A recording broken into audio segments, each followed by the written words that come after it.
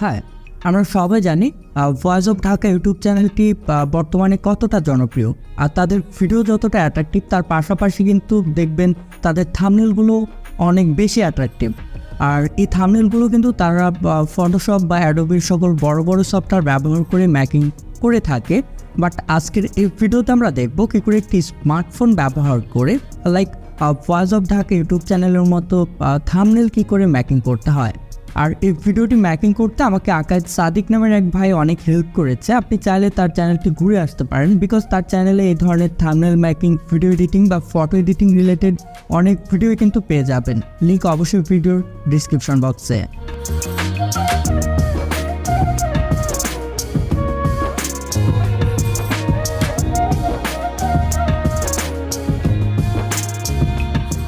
এটির জন্য আমাদেরকে ফটোরুম এবং পিক্সেলল্যাব নামের অ্যাপ্লিকেশন ব্যবহার করতে হবে। তবে আরেকটি কথা না বললেই না, পিক্সেলল্যাবে অনেক সময় কিন্তু পিএলপি ফাইল ব্যবহার করা যায় না। সেটির জন্য আপনাকে পিক্সেলল্যাবের 1.9.4 ভার্সনটি ব্যবহার করতে হবে। আমি কিন্তু টেলিগ্রাম গ্রুপে এই ভার্সনটির লিঙ্কই দিয়ে রেখেছি। আচ্ছা, প্রথমে পিক্সেলল্যাব অ্যাপটি ওপেন করে মাই প্রজেক্টে ক্লিক করব। এরপর .plp অপশনটিতে ক্লিক করে ফাইল ম্যানেজার থেকে পিএলপি ফাইলটা ফাইন্ড আউট করে ফাইলটির উপর একটা ক্লিক করব। এরপর ওপেন অ্যান্ড অ্যাডে ট্যাপ করলে পিএলপি ফাইলটা ওপেন হয়ে যাবে। প্রথমে আপনাদের লেয়ারগুলো একটু দেখিয়ে দিই, এরপর লেয়ার কাস্টমাইজেশন প্রসেসটা দেখাবো। প্রথমেই জানার চেষ্টা করব কিভাবে ক্যারেক্টার রিপ্লেস করতে হয়। এর জন্য অবশ্যই ব্যাকগ্রাউন্ড রিমুভ করা একটি পিএনজি ছবির প্রয়োজন। ছবির ব্যাকগ্রাউন্ড রিমুভ করার জন্য আমরা ইউজ করতে পারি ফটোরুম অ্যাপ্লিকেশন। ফটোরুম অ্যাপ্লিকেশনটি ওপেন করার পর স্টার্ট ফ্রম ফটোতে ক্লিক করে ছবিটা সিলেক্ট করুন। এরপর অটোমেটিক অ্যাপ্লিকেশনটি ছবির ব্যাকগ্রাউন্ড রিমুভ করে দিবে। আমরা ট্রান্সপারেন্ট আকারে ছবিটিকে গ্যালারিতে সেভ করে নিব।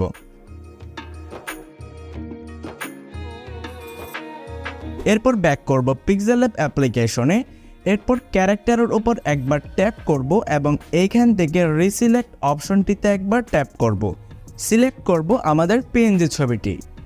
এরপর একটু রিসাইজ করে নিলে আমাদের ক্যারেক্টার রিপ্লেসমেন্ট হয়ে যাবে। আচ্ছা, এরপর দেখব কিভাবে টেক্সটগুলো চেঞ্জ করতে হয়। এখানে টেক্সটের সকল লেয়ার লক করা আছে। আমরা লক আইকনে ক্লিক করে লেয়ারগুলো প্রথমেই আনলক করে নিব। এরপর টেক্সটের ওপর ডবল ট্যাপ করলে আমরা এখান থেকে টেক্সটগুলোকে পরিবর্তন করতে পারবো এবং আমরা চাইলে এখানে টেক্সটের কালার পরিবর্তন করতে পারবো অ্যান্ড টেক্সটের ফন্টও চেঞ্জ করতে পারবো, স্ট্রোক অ্যাড করতে পারবো, শ্যাডো অ্যাড করতে পারবো এটসেট্রা। আমরা চাইলে কিন্তু ক্যারেক্টারের পিছনে থাকা এই শেপটির কালারও চেঞ্জ করতে পারবো। এর জন্য লেয়ার থেকে শেপটির লেয়ারটির উপর একবার ক্লিক করব কালার অ্যান্ড ফিল্টার অপশনে অ্যান্ড আমরা এইখান থেকে হিউটা চেঞ্জ করলেই দেখতে পাবো শেপটির কালারও চেঞ্জ হয়ে যাচ্ছে।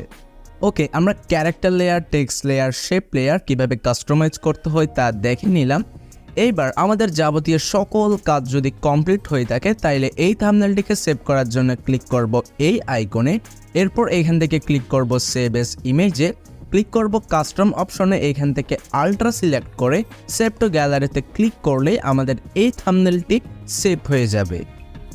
আই হোপ ভিডিওটি আপনার কাছে একটু হলেও ভালো লেগেছে। আর ভিডিওটি ভালো লাগলে অবশ্যই লাইক করতে পারেন, কমেন্টস করে জানিয়ে দিতে পারেন আপনার মতামত। অ্যান্ড এই চ্যানেলে নতুন হয়ে থাকলে অবশ্যই সাবস্ক্রাইব করতে পারেন এবং পাশে থাকা বেল আইকনটি অল করে দেবেন। দেখা হচ্ছে নেক্সট টিউটোরিয়ালে আরও ভালো কোনো কন্টেন্ট নিয়ে। ততক্ষণ ভালো থাকবেন, সুস্থ থাকবেন।